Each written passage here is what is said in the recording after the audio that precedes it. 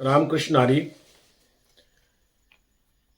महाराष्ट्रातील पक्षफोडीचा नवा जो अंक मागच्या 8 दिवसापूर्वी संपला आणि त्यानंतर महाराष्ट्रातली जी प्रशासन व्यवस्था आहे ती किती खिळखिळी आणि बरबटलेली आहे. महाराष्ट्राचं जे गव्हर्नमेंट आहे, महायुती सरकार, ते किती भ्रष्ट आहे आणि किती कुचकामी आणि फेकाफेकी करण्यात पटाईत आहे, हे आपण मागच्या 4-5 दिवसातल्या जरी बातम्या पाहिल्या तरी तुमच्या लक्षात येईल. मुंबईची नेहमीप्रमाणे तुंबई झालेलीच आहे. मागच्या 3 दिवसामध्ये जवळपास 15 पेक्षा जास्ती लोकांनी मुंबई परिसरामध्ये आपला जीव गमावलेला आहे. महाराष्ट्रात ठिकठिकाणी कुठे जनावरं वाहून गेलेली आहेत, कुठे अनेक माणसं सुद्धा वाहून गेलेली आहेत, कुठे गाड्या वाहून गेलेल्या आहेत. अनेक ठिकाणी नैसर्गिक आपत्ती झालेली आहे. मुंबई पुणे हायवे कालपासून बंद आहे.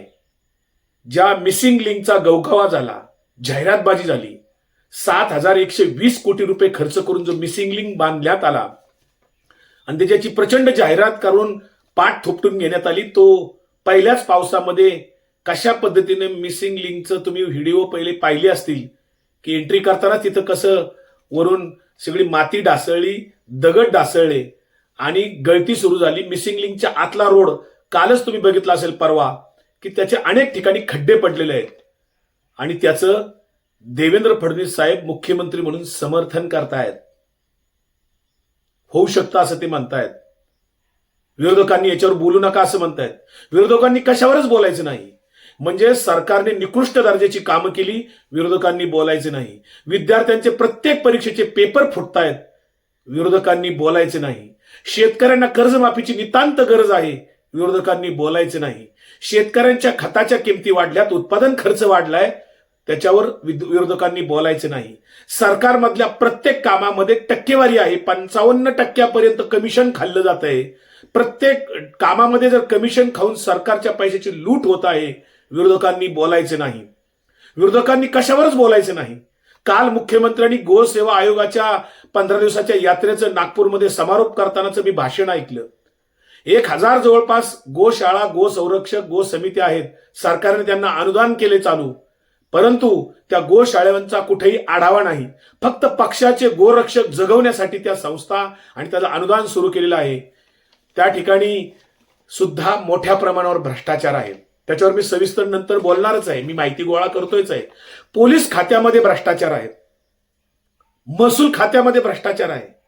एक खातं शिल्लक नाही.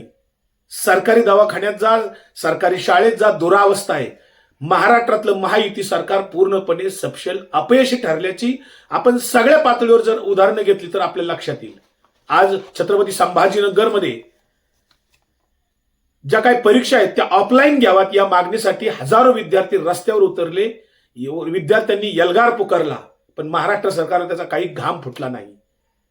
परवा मागच्याच आठवड्यामध्ये संभाजीनगरमध्ये शेतकऱ्यांनी हजारोच्या संख्येने रस्त्यावरून कर्जमाफीची मागणी केली, सरसकट कर्जमाफीची. अद्यापपर्यंत सरकारने घोषणा केलेली नाहीये. म्हणजे विरोधकांनी बोलायचंच नाही असं त्यांचं म्हणणं आहे. तिकडे राम मंदिरावर दरोडा पाडला, भारतीय जनता पार्टी आणि आरएसएसच्या पिलावळीने दरोडा पाडला. तिथला खजिनदार गोविंद देवगिरीवर अजून गुन्हा दाखल नाही. तिथले सगळेजण लोक पंतप्रधानाच्या जवळचे आहेत.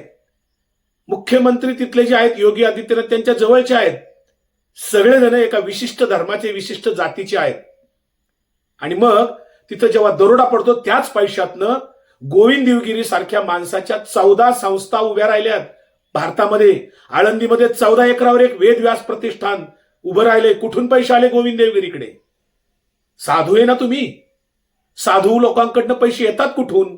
आणि पुन्हा राम मंदिरात चोऱ्या झाल्यानंतर भक्तगण, अंधभक्त, जे ढोंगी हिंदुत्ववादी आहेत, जे धर्मांध आहेत, फक्त त्यांना परधर्माचा द्वेष करायचीच माहिती आहे, ते ढोंगी अंधभक्त, ढोंगी धर्मांध लोक म्हणतात हिंदूंचा पैसा आहे, हिंदूंनी पैसे घेतले, खाल्ले, मग काय झालं, बाकीच्यांनी बोलायचा काय संबंध?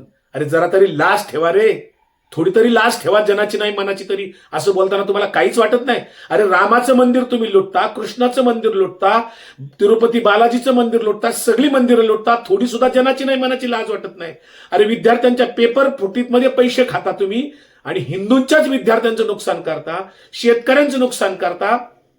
आणि पंतप्रधान काहीच बोलत नाहीत. एकही मन की बात याच्यावर करत नाहीत. राम मंदिरमध्ये 1,500 कोटी रुपयापेक्षा जास्ती मोठा घोटाळा आहे. हे पैसे कुठे गेले याचा हिशोब मिळाला पाहिजे. खजिनदारावर यांच्यावर गुन्हे दाखल झाले पाहिजेत, विश्वस्त मंडळावर, पण अजून गुन्हे दाखल होत नाहीत. लवकरच आम्ही काही गोष्टी पुढे आणणार आहोत. या सगळ्या विषयामध्ये वारी सुरू झालेली आहे. आळंदी आणि देहूमधून पालख्यांचं उद्या प्रस्थान होणार असताना तिथे पुराणी वेढा घेतलाय देहू आणि आळंदीला. प्रशासनाने सांगितलं वारकऱ्यांनी आळंदी आणि देहूमध्ये गर्दी करू नका. मुख्यमंत्र्यांनी सुद्धा आवाहन केलं. कुठलीही सोय केलेली नाही. कुंभमेळ्यासाठी 35,000 कोटी रुपये खर्च करता आणि वारीमध्ये इतकी दुरावस्था होत असताना वारकऱ्यांना तुम्हाला देहू आणि आळंदीला येऊ नका ही सांगण्याची वेळ येते. मला तरी कळितात आठवत नाही असा कधी प्रसंग आलेला. कारण हे प्रश्न तुम्हाला सोडवण्यासाठी आधी अनेक दिवस मोकळे असतात, वर्षभर तुम्ही सोडवत नाहीत. अनेक गोष्टी तुम्हाला आधी करता येण्यासारख्या असतात पण तुम्ही करत नाहीत. नैसर्गिक आपत्ती येण्यापूर्वी तुम्हाला आधी अनेक गोष्टी करता येऊ शकतात पण तुम्ही करत नाहीत. मिसिंग लिंक मध्ये 7,120 कोटी रुपये खर्च झाल्यानंतर त्यातले 50% कमिशन 55% कमिशन गेलं म्हणजे 3-3.5 कोटीचा घोटाळा झालेलाच आहे. याची चौकशी कोण करणार? ना खाऊंगा ना खाणे दूंगा असं म्हणणाऱ्या नरेंद्र मोदींची पिलावळ, भारतीय जनता पार्टीचे सगळे प्रचारक, RSSचे प्रवक्ते कधी बोलणार आहेत? खासदार आमदार कधी बोलणार आहेत? खासदार आमदार बोलायला परवानगीच नाहीये.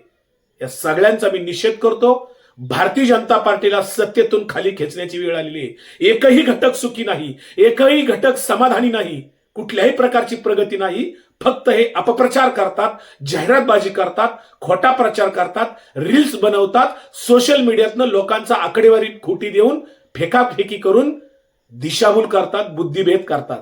प्रत्यक्षात सामान्य लोकांचं जगणं मुश्किल झालेलं आहे. आज वारकऱ्यांना दिंडीला जाताना सुरक्षितता नाहीये.